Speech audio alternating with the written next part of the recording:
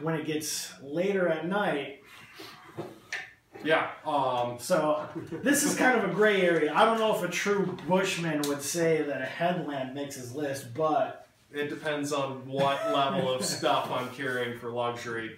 I've used headlamps to climb at night forever.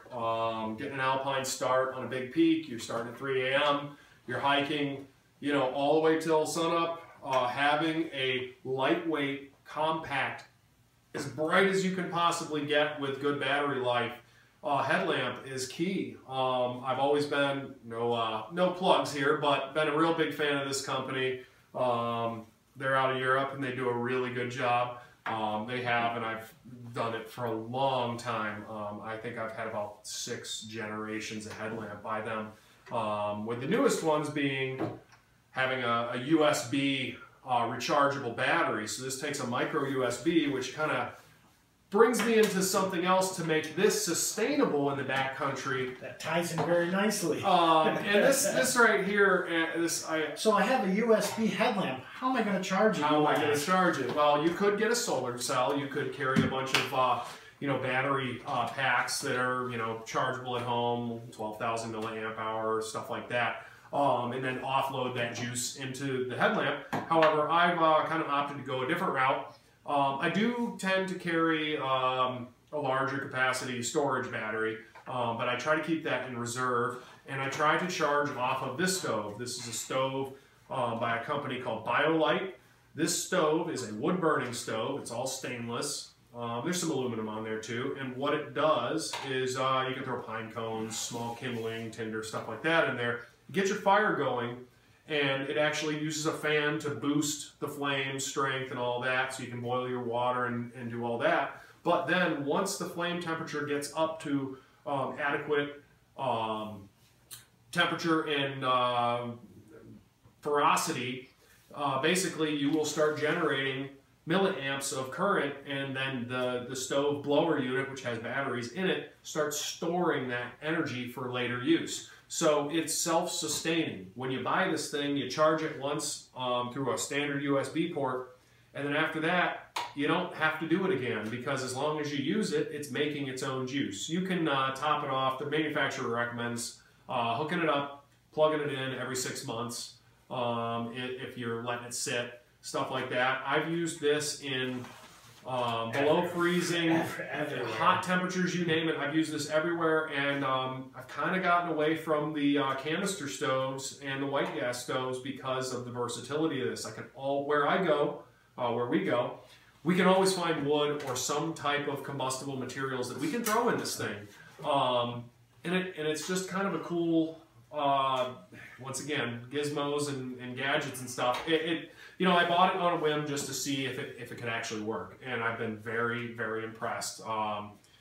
Company's doing a real good job with humanitarian efforts across the world as far as larger scale units that they can use in villages to create microgrids and stuff like that. So BioLite stove combined with a USB rechargeable headlamp, that kind of, obviously it's not in my top 5, but it's in that top 10. It's for sure. We've both utilized it. Yeah. I'm pretty sure we both topped the juice off in our phones with that thing. Yep. So you just never know. It's definitely try to strike that happy medium of new technology to lightness to basic bushcraft techniques. It's all a matter of process. So I guess we'll go to probably the newest thing. I actually have not had this out yet, and I'm bursting at the seams to get this thing out there. This is the Agawa Canyon Boreal 21 backpacking bow saw. Collapsible, I think we can see that though. This thing, I've had this out back of my house a couple times just because I couldn't simply wait. And this is they call this the Sydney Rancher blade, and this thing is no joke.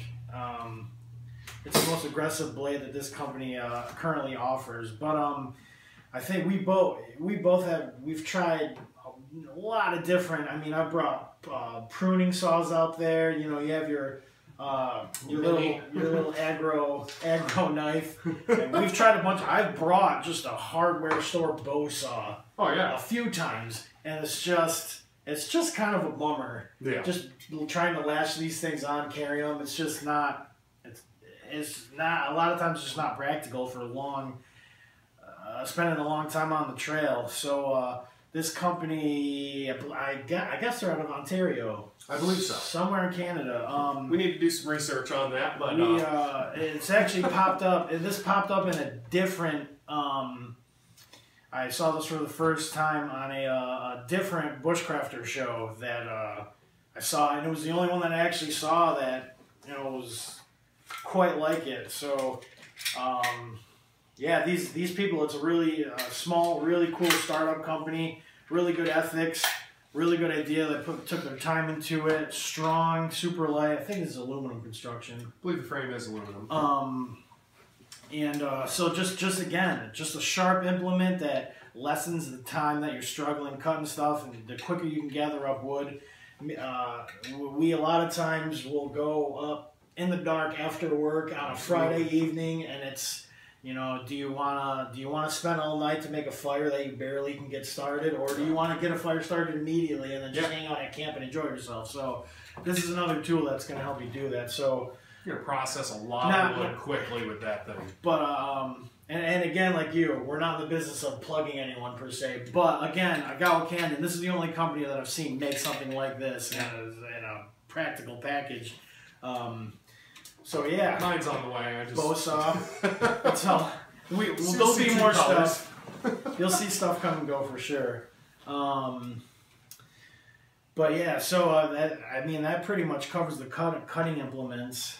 So once you get your fire going, I think the second thing is gotta get that water. You got to cook food. So I guess we both pretty much had similar ideas, and we did not I will say we didn't confer what we were each going to bring to the table before we actually put this video together. So it looks like our heads are in the same places. Yeah, absolutely.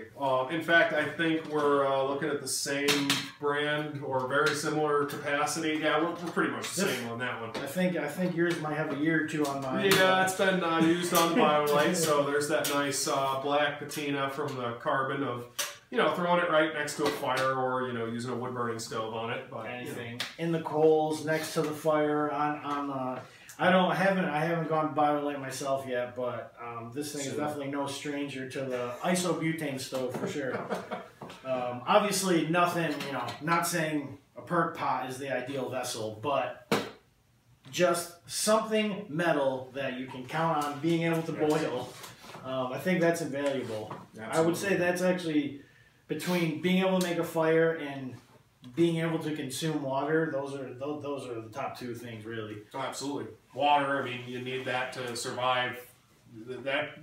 The shortest term level of, degradation of your life happens without water. So you got to have water to drink, or else you're going downhill fast.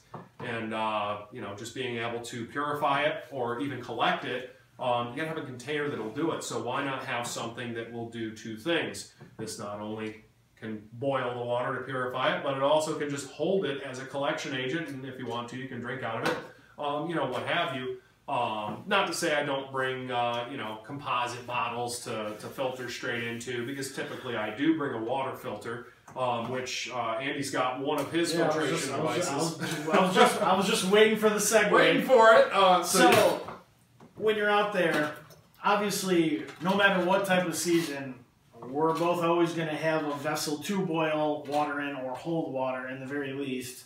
Not to mention, obviously, this, you boil your water, you sip some of your water, there's some water left, you put your soup in it, you're good to go. You eat out of it, you drink out of it.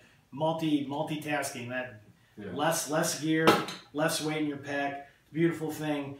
It's 90 degrees out, we're out there, you boil your water, you can't drink it, you're thirsty now. What do? Obviously, there's a plethora of different water filters out there.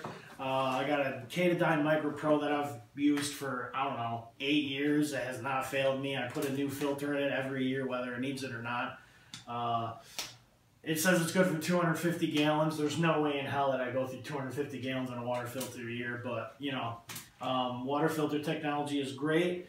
And the newest thing that I've come across this past summer, again, not in the business of plugging, but just because, well, there's actually a few companies that actually have like things just like this now. But Life Straw, put it around your neck. You walk across the barely bubbling brook. You don't have to do anything. You bend down, you take a sip, you sip until you're full, and you keep it moving. Quick, easy, simple. Weighs nothing. Takes up no space.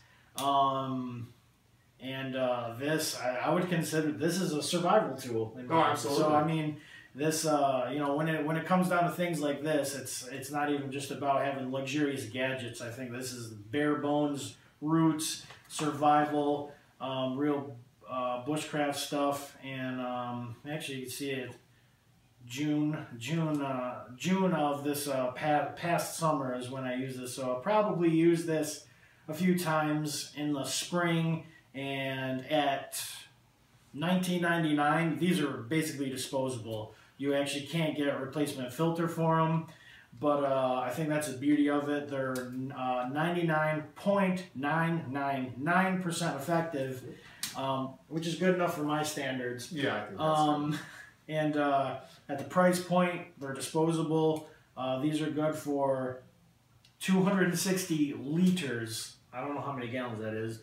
But I already have the next one that I bought not too long ago ready to go. So this is a great thing. I've never gotten into actually using any of the iodine tabs or anything like that. I steered away from them myself. I've either always filtered water or boiled it. Yep. But throwing an iodine tablet in with your little first aid kit or what have you. Having it is one thing. Having to use it is, you know, I chemicals like that I try to stay away from. You know, just the matter of what it is. If it's killing microorganisms, obviously it's being diluted for your consumption and all that happy stuff. And the chemical reaction takes place and it expires. So it's theoretically not harmful.